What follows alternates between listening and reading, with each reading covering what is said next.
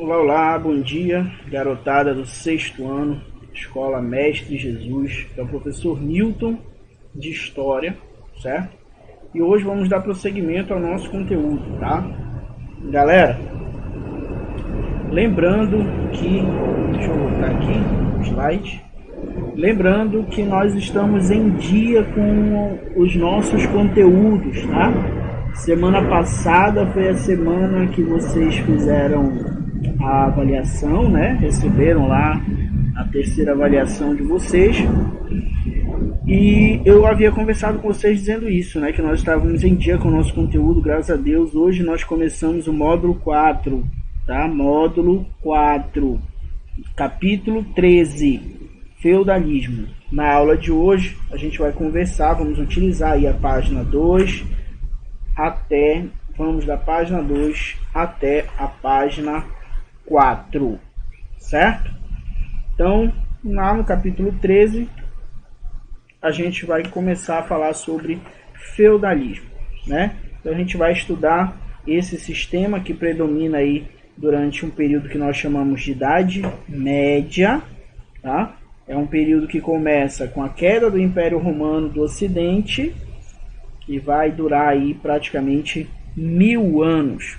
Alguns chamam de Idade das Trevas também, certo? Porque para eles foi uma idade em que não teve muito avanço, para essas pessoas que defendem que esse período foi a Idade das Trevas, né? Porque não teria tido muito avanço científico e tudo mais. Foi um período considerado de obscurantismo, de crer em misticismo, enfim. Por isso chamam de Idade das Trevas. Mas a gente chama de Idade Média, certo? Então o feudalismo aí foi a forma com que as pessoas se organizaram politicamente e socialmente, beleza? Então o feudalismo é justamente esse sistema, tá? No caso aí ele é definido como um sistema político, econômico e social que vai predominar na Europa durante o século X ao século XIV, tá?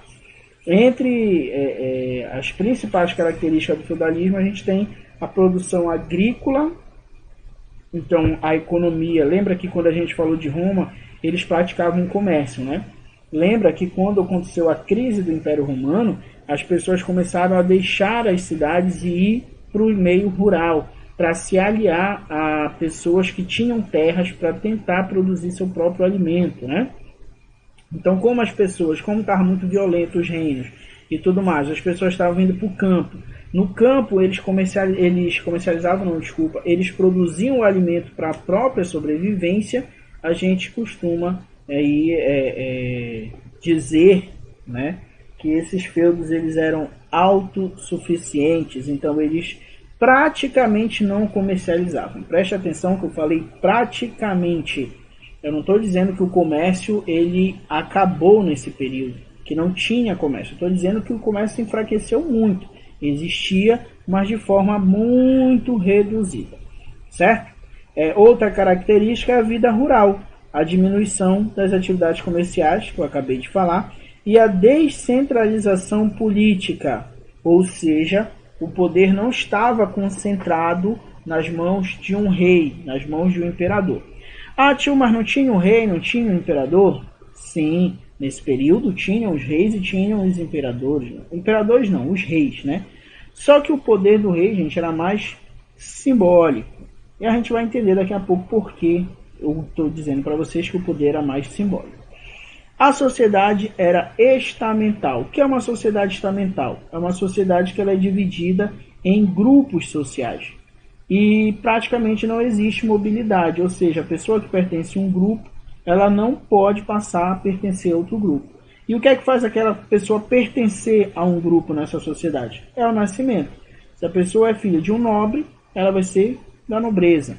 Se é filha de um servo, vai ser também uma serva, certo? Então tudo vai depender do nascimento. E a partir do nascimento, aquela pessoa já era considerada de determinado grupo da sociedade. Ah, mas e se o servo ficasse rico? Não, ele não mudava para nobre. Tá? Isso não acontecia, não aqui no período que a gente chama de Alta Idade Média, certo? Então, vamos tentar entender aí como se chegou a esse período conhecido como Idade Média, tá?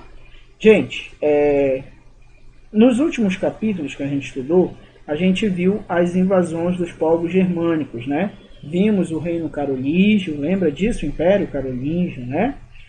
E o que é que acontece? Falamos sobre o Carlos Magno, né? Que vai conseguir também ampliar as fronteiras do seu império. Só que o Carlos Magno, gente, ele vai morrer. E quem vai suceder ele vai ser o filho dele, né? O Luís, conhecido como Luís o Piedoso. E ele vai governar aí os reinos francos, né? O problema é que o Luís também vai morrer.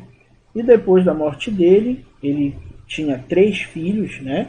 Os 3 filhos vão começar uma guerra entre si para tentar dominar o trono, para tentar ter o poder, tá?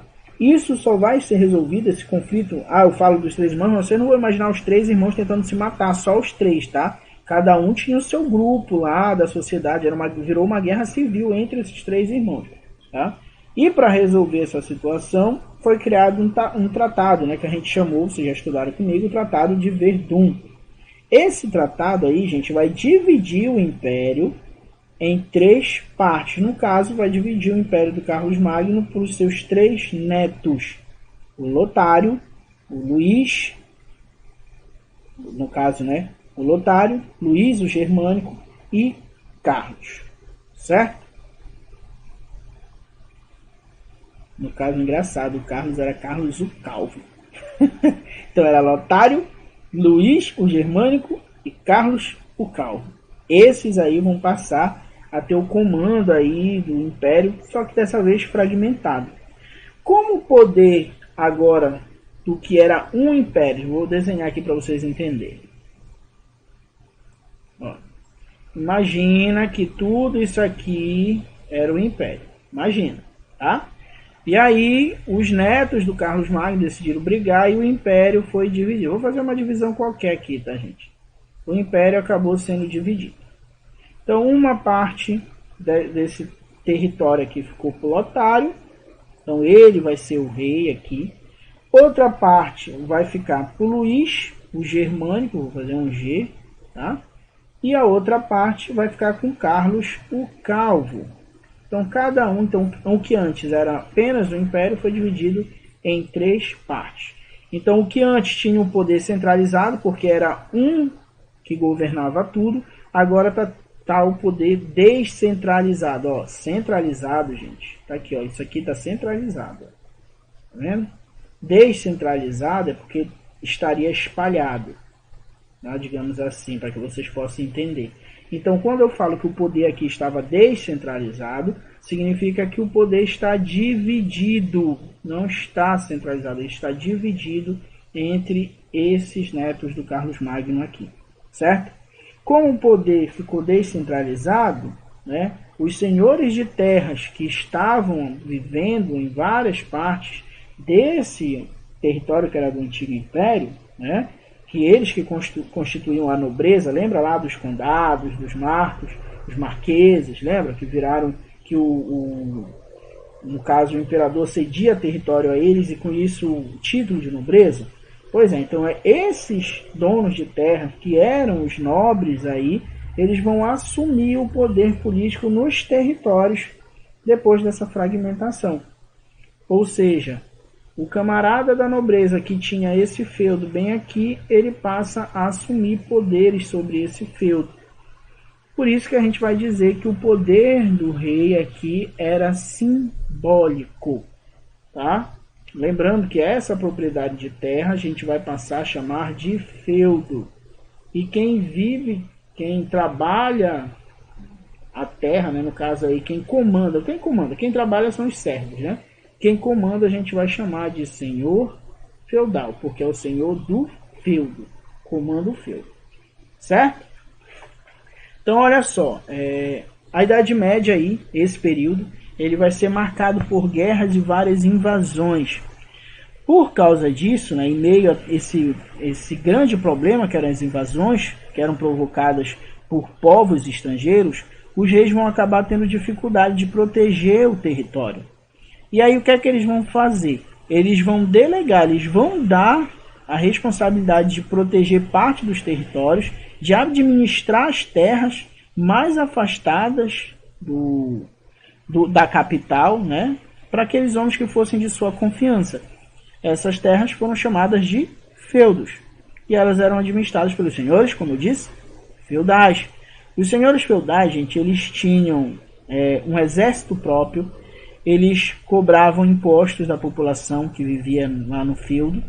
Eles, inclusive, podiam fabricar as próprias moedas, cunhar, né, as próprias moedas. Por isso que a gente diz que o poder do rei era simbólico nesses territórios distantes da capital. Então, ó, no exemplo que eu dei aqui para vocês, aqui está o feudo. Olha como ele está. Vamos supor que a capital fosse aqui onde está o G. É um território distante. O rei não consegue dominar esse território, mas o rei também não quer perder esse território. Então, o que é que o rei faz? Doa essa terra para alguém da confiança dele, um nobre, para que esse nobre cuide da proteção do território, para que esse nobre administre esse território que o rei não tem como estar lá. Então, esse senhor feudal passa a ser a autoridade no território. Certo? Partes aí dos feudos. Os feudos eles estavam divididos. Eu vou falar, peguem o livro de vocês. Essa imagem foi a que eu encontrei que se aproximava mais da imagem que vocês têm no livro. Mas peguem o livro de vocês, abram lá na página 4. Dá uma pausa no vídeo, vai lá buscar o livro, tá, gente? Na página 4 dá pra gente perceber aí os elementos que compunham o feudo. Tá? Então você tinha o castelo, né? O castelo era onde morava o senhor feudal e a família dele. Era a principal construção do feudo e tinha como objetivo aí, né, além de ser a habitação do senhor feudal, o castelo era fortificado. Normalmente ele era localizado aí na parte mais alta do feudo e tudo mais, era cercado por muros, porque o rei precisava, o senhor feudal precisava de proteção contra ataques externos, né? E aí você tinha os moinhos eram usados aí para moer grãos que eles plantavam, você tinha as terras e os pastos, né, que eram aí de responsabilidade dos servos, ou seja, os servos deveriam trabalhar nessa terra. Eles deveriam dedicar pelo menos 3 a 4 dias no cultivo do manso senhorial. Vamos entender. Manso senhorial, gente, são as terras que eram para o cultivo de produtos do senhor feudal. E tinha o manso servil. O manso servil, gente, ele era aí para a produção feita pelos servos, tá? Necessária para o sustento dos servos e para eles pagarem os tributos. Lembra, eles têm que pagar tributos para os senhores feudais, tá? Então, no caso aí, né, o manso, vamos lá, manso senhorial aí, ele era basicamente a metade das terras cultiváveis de todo o feudo. Então, deixa eu fazer um desenho aqui para vocês entenderem também. Ó, deixa eu mudar a cor aqui do negócio, porque senão vocês não vão enxergar. Acho que preto. Ó, imagina que aqui fosse um feudo, certo? Desse feudo você tem o castelo oh, meu Deus, toda vez eu quero falar rico. O castelo do senhor feudal, imagina que é aqui. E aí você tem aqui as terras que elas são cultivadas. Aqui são todas as terras cultivadas. Metade dessas terras é o que a gente chama de manso senhorial. Pertencem ao senhor feudal.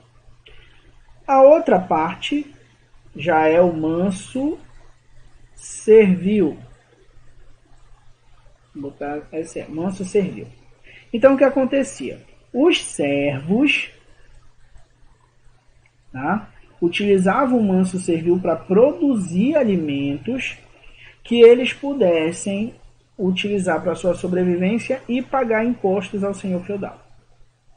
Um desses impostos era trabalhar no manso senhorial. Então os servos tinham que pelo menos 3 dias da semana trabalhar aqui. Ah, mas isso não é do senhor feudal? Sim, mas ele não vai plantar, ele é o dono de tudo. Certo? Então o servo vai trabalhar para produzir o alimento dele e para pagar impostos. E também, como uma forma de imposto, ele vai ter que trabalhar 3 dias no manso senhorial. Existia o manso comunal. Aqui onde está o castelo também pertencia ao manso senhorial, tá? Existia o manso comunal. Vamos imaginar que fosse aqui. Era um território que poderia ser utilizado tanto por servos quanto por senhores feudais.